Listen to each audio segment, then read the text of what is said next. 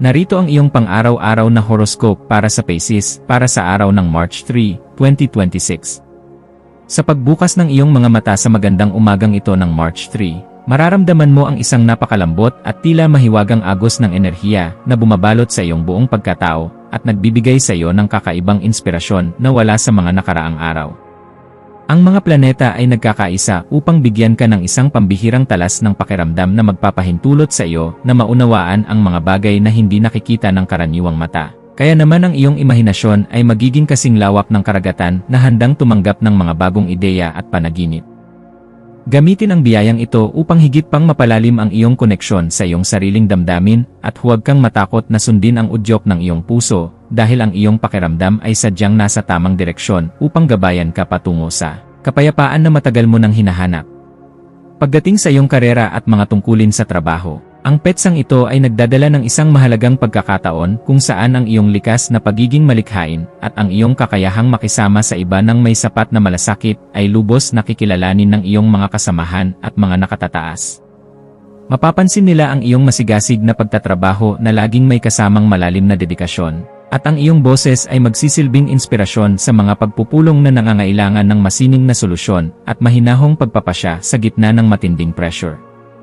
Huwag kang mag-atubiling ilahad ang iyong mga vision para sa ikaunlad ng inyong pangkat dahil ang iyong mga suhestyon ay nagtataglay ng katuwiran na magbibigay ng kagaanan sa bawat proseso na inyong ginagawa sa loob ng inyong opisina o pinagtatrabahuhan. Sa usaping pananalapi, ang araw na ito ay humihingi ng isang matalinong pagsusuri sa iyong mga gastusin, lalo na sa mga bagay na bibilhin mo dahil lamang sa udyok ng iyong emosyon o awa sa ibang tao upang masiguro na ang iyong sariling pondo ay nananatiling ligtas at sapat para sa iyong kinabukasan.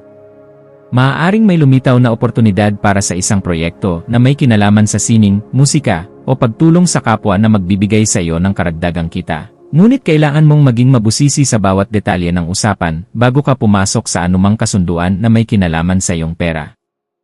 Ang pagiging masinop sa bawat transaksyon at ang paglalaan ng sapat na bahagi ng iyong kita para sa iyong mga pangarap ay magbibigay sa iyo ng seguridad na kailangan mo upang mapangalagaan ang iyong yaman ng walang anumang mabigat na alalahanin.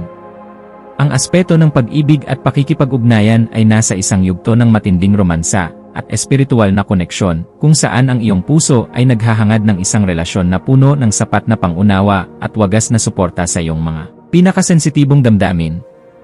Ang pagpapakita ng iyong pagmamahal sa pamamagitan ng maliliit ngunit makabuluhang kilos at ang pagbibigay ng sapat na oras upang makinig sa mga hinaing ng iyong katuwang ay lalong magpapatatag sa inyong ugnayan sa bawat sandali ng inyong pagsasama. Sa araw na ito,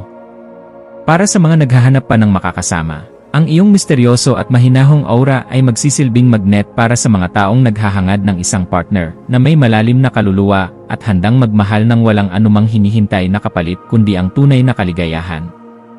Ang iyong kalusugan ay dapat maging isa sa iyong mga pangunahing prioridad sa pamamagitan ng pagbibigay ng sapat na atensyon sa iyong mga paa at sa iyong immune system na maaaring makaramdam ng pagod dahil sa iyong pagiging masyadong sensitibo sa mga enerhiya sa iyong paligid.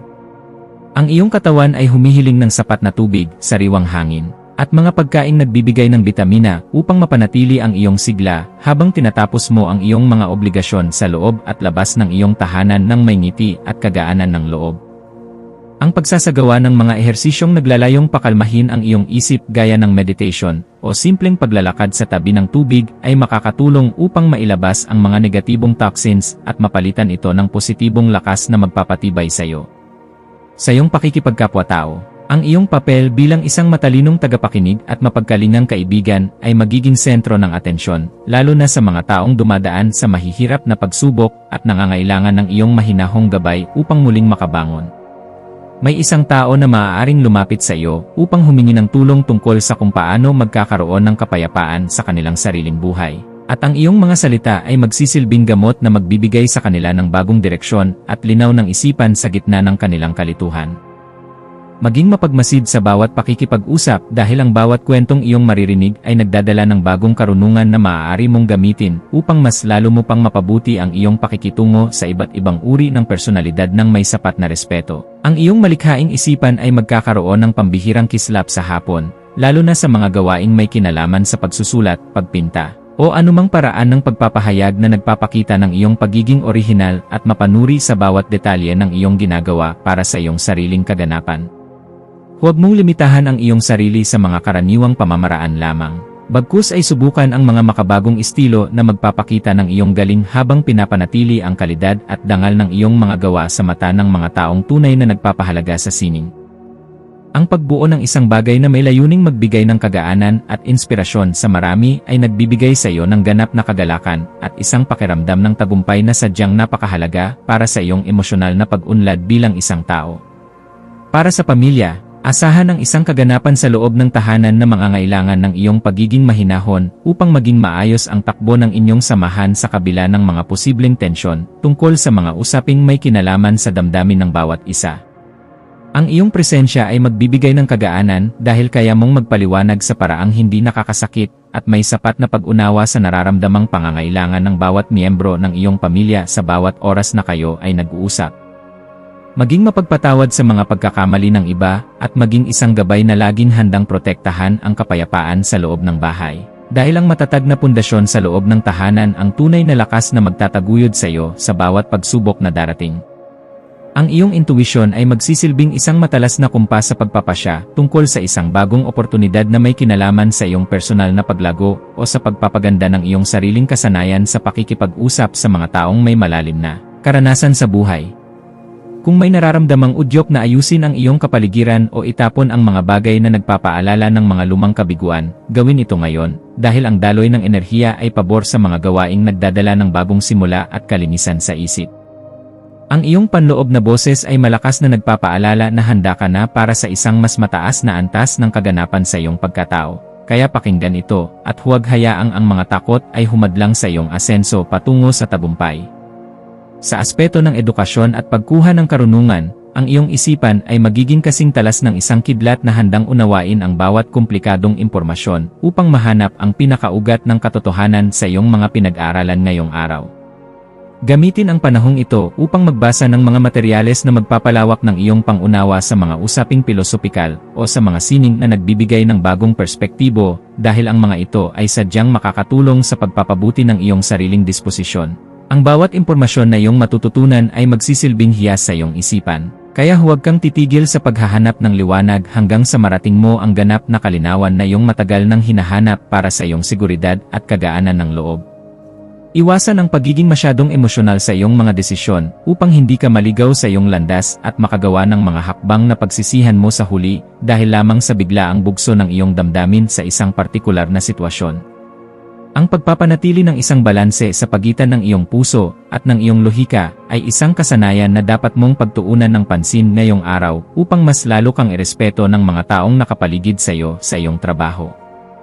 Ang pagpili sa kung ano ang nakakabuti sa iyong pangmatagalang mithiin ng hindi isinasakripisyo ang iyong mga prinsipyo ay magbibigay sa iyo ng mas mabilis na resulta at mas malalim na kagalakan sa bawat sandali ng iyong pagkilos sa labas ng bahay. Ang iyong espiritual na aspeto ay nangangailangan din ng pagkalinga sa pamamagitan ng paghahanap ng sandali ng katahimikan sa gitna ng iyong abalang schedule upang muling makakonekta sa iyong panloob na lakas na nagbibigay ng direksyon sa iyong buhay. Ang pagninilay-nilay tungkol sa iyong mga tunay na hangarin ay magbibigay sa iyo ng sagot kung bakit kailangan mong maging matatag at kung paano mo magagamit ang iyong talino para sa kabutihan ng iyong sarili at ng iyong kapwa-tao. Ang pagpapasalamat sa bawat biyaya, maliit man o malaki, na iyong natatanggap ay magbubukas ng pinto para sa mas marami pang milagro. Kaya panatilihin ang iyong integridad at ang iyong pagiging marangal sa lahat ng pagkakataon na ibinibigay sa iyo sa araw na ito. Maging mapagmasid sa mga dokumento, email, o mga mensaheng iyong matatanggap ngayong hapon. At siguraduhin na naintindihan mo ang bawat detalye bago ka magbigay ng iyong pagsang-ayon upang maiwasan ang anumang aberya sa iyong mga plano sa hinaharap. Ang paghingi ng payo sa mga taong pinagkakatiwalaan mo o sa iyong mga mentor ay isang matalinong hakbang na dapat mong gawin upang maprotektahan ang iyong mga interes at ang iyong pinaghirapan sa loob ng mahabang panahon ng iyong pagsisikap. Ang pag-iingat sa ganitong mga usapin ay magbibigay sa iyo ng kapanatagan na ang iyong mga hakbang ay nasa loob ng katuwiran at hindi ka malalagay sa alanganin dahil lamang sa kakulangan sa mabusising pagsusuri ng bawat detalye ng impormasyon. Sa pagdating ng gabi, maglaan ng oras upang ayusin ang iyong kapaligiran at ang iyong isip sa pamamagitan ng paggawa ng mga ritual na nagpapakalma sa iyong sistema gaya ng pakikinig sa musika o pagligo ng maligamgam na tubig. Ang kaayusan sa iyong kwarto at ang pagliligpit ng iyong mga gamit bago matulog ay makakatulong upang maalis ang mga tensyon sa iyong isipan na dulot ng sobrang pagpapakapagod sa iyong mga gawain sa buong maghapon ng iyong pakikipagsapalaran. Ang pagpapasalamat sa bawat tagumpay na iyong nakamit sa araw na ito ay magpapanatili sa iyong positibong disposisyon, na siyang magsisilbing magnet para sa mas magagandang balita na darating sa iyong pintuan bukas para sa iyong patuloy na ikaunlad at kagalakan. Bilang huling payo para sa iyo, laging tandaan na ang tunay na lakas ay matatagpuan sa pagkakaroon ng isang mapayapang puso na laging handang umunawa sa sarili at sa ibang tao nang may sapat na pagmamahal sa bawat sandali ng iyong pagkilos.